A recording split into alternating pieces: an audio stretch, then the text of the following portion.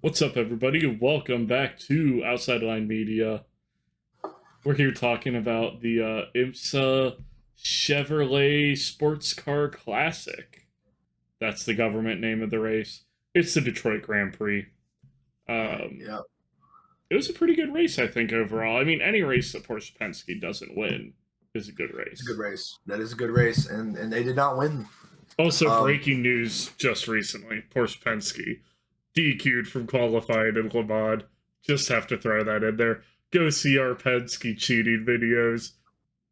They stay on business. Like they I really cannot stop. I can't be mad at them. They stay on business, man. They stay doing it. They stay doing it. They stay walking the line and usually crossing it. Playing It was a good hopscotch race. with the line. It's really, it was a good race. Hour 40 is always nice. Nice little sit down, watch it, And yeah, Penske got a podium still, so it didn't murder them. The BOP didn't murder them. We'll get into that here in a second. But It was the number 6 instead of the number 7, and the 7's kind of looks like the stronger car all year. yeah, now their fastest lap still, I think, was the fastest lap. So Yeah, oopsie it looks like doopsies, it. oopsie doopsies. But Very close to yeah, the two Cadillacs, actually. yeah. 106.7 for Jack Aitken and Earl Bambers. Dang, huh? So Patrick, you did get the winner correct for GTP, I believe. Yeah, let's go, Meyer 93. Shank. I love Number me some 93. Meyer Shank. Love me some Meyer Shank. So It was Renger van der Zande and Nick Yelloly's car. I hate pronouncing your last name, Nick Yelloly. I think I'm doing it right Nick, now. I think I'm finally getting it right. I'm not even gonna try it because I don't want to disrespect the man's name. But yeah, they got the win done and good. I mean, that is what we wanted from BOP. I like not knowing who's gonna win the race. And it was a pretty close finish too.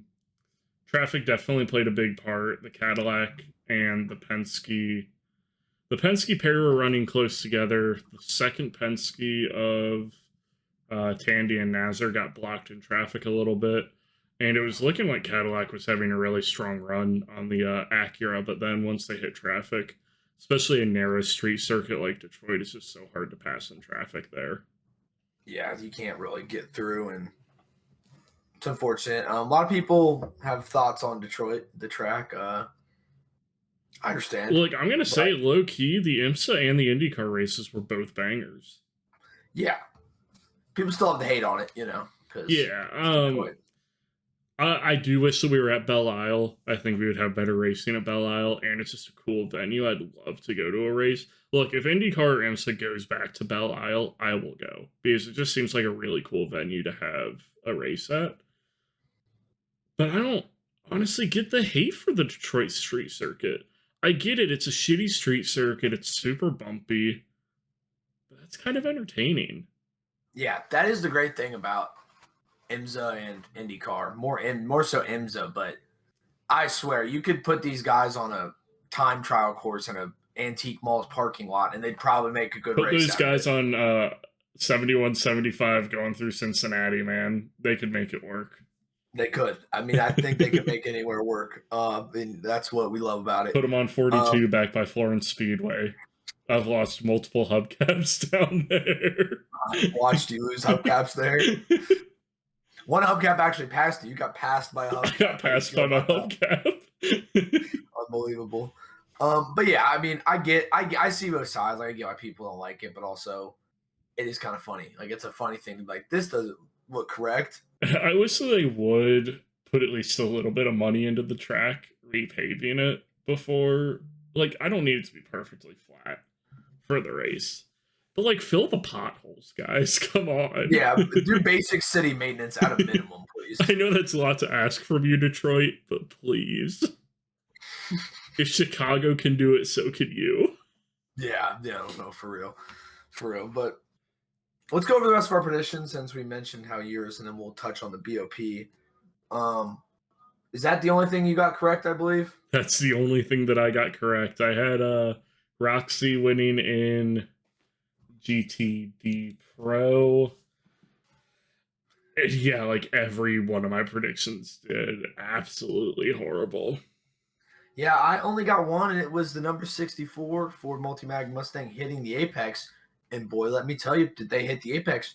They went ahead and won the damn thing. So my boys at Ford got it done, which is always beautiful. Which also shout out at Le Mans this weekend. Mustang Challenge is running at Le Mans. I am gonna have my alarm set to watch the 5 a.m. race 1 on Friday. Yeah, 5 a.m. 100%. Eastern time. I will be up to watch it. Can't wait to see it. Cheering for our boys at Paley Motorsports. Local kids, so always hoping they do well. We also spent the weekend at the IMSA O'Reilly Auto Parts 4-hour at Mid Ohio. Oh, he's got the event tee on.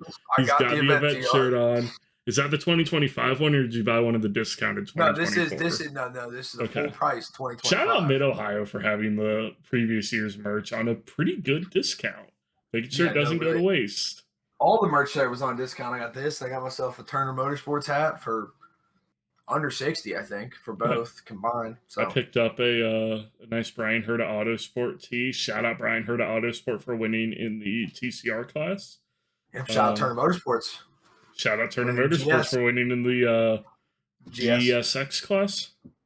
Or just GS class, yeah. I think it's just I'm thinking the GTX class from VP Sports Car Challenge. Yes. Banger race. 4-hour race. We always love when it comes down to a tight field at the end of the race. Helped, of course, by some misbehavior and forgetting where the braking zones are. But, some tomfoolery was about. I also finally got to watch my first Mazda Miata MX-5 Cup race in person. How was it? Let me tell you, it's beautiful. The qualifying.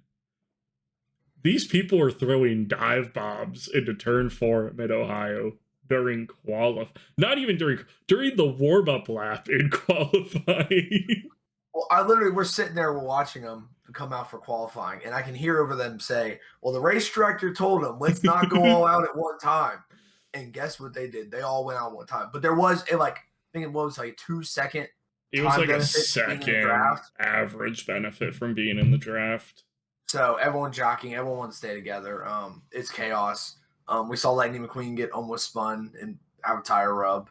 Yep. It was beautiful. We saw a lot of mechanical issues too. Yes. Usually not a thing with that series, so yeah, a little bit weird. It wasn't overly hot.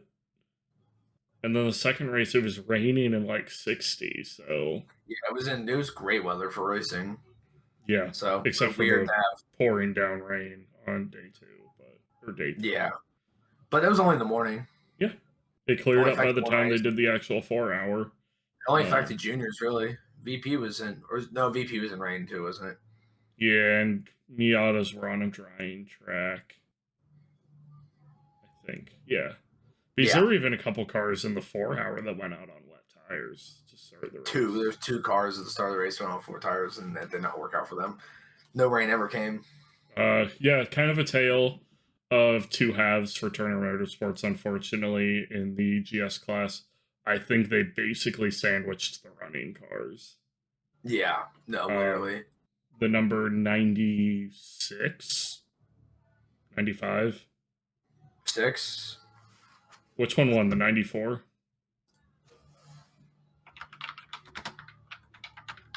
I love how I can hear the typing noises. Hey, what are you talking about? That's the practice. That's not what I want. He's got it. He's got it pulled up. He has it on his phone. He sent it. He sent me an email. He sent you an email? Yeah, I send you an email. I send you an email. But Turner Motorsports, they had a car running at the front all day, and was definitely dominating after the last pit cycle. Team did a great job executing in the pit lane. 95. So then is that the one that won? Yeah. So then it's the 96. So it was basically at the very back of the field. Yes, the 90. Let me find them. The 90. But they scroll a lot. They were behind the TCR cars. TCR cars and GS cars very close at Mid-Ohio. Top speed not a huge factor, so we definitely saw a little less of a field split. The TCR winner, I want to say, was up around 10th or so on the track. But overall, banger race. Great. Just being at Mid-Ohio again. We love Mid-Ohio. I missed it so much. Go check out the video we did talking about Le Mans with Celine from Podium Pop. And we also did some content over on their Instagram. You can find them at Podium Pop. Yeah. I feel like I was taking our context and used in a video personally. For the one where you're just agreeing? Yeah, look, I saw the video. She sent it to us as a video of us agreeing with her. Well, it says us agreeing with her. It's literally just me. It's literally Ryan. It's a super cut of just me. And I'm like, I think, well, no, because the one time that me and her agreed, it was me talking about Ben Keating. We did agree that Jensen is a cutie pie, though. I really just want to get a bot to just like tag him in that video every day until he's just forced to respond. You have to make him. Yeah, that was it's been a crazy week. Detroit felt like forever ago. Personally, I feel like. I mean, it was 2 weeks ago. Yeah, I was getting to vacation the day this race happened. I had been up for 36 hours straight. I laid in my condo bedroom and I tried to watch the IndyCar race, and I tried to watch all of them, and I tried to watch. I did watch IMSA. I'm so out of it, guys. I got home from vacation, immediately left from Mid-Ohio. So every video this week, just to give me a break. It's going to be some great content this week. We will have the IndyCar video out for tomorrow. Then I guess Friday and Saturday we'll have the NASCAR and Formula One video for you. The Formula One video is going to be a little bit ranty because we might talk about the schedule. Oh, we should. Oh, I have words for them. I have a lot of words. This is war. If you want to see us ranting about F1, I have a lot to say about F1, but it's finally justified. Patrick has data to base his delusions, so this is bad. Yeah. Bad day to be F1. It's a bad day to be F1. I'm going to be tagging Stefano Domenicali in every single video.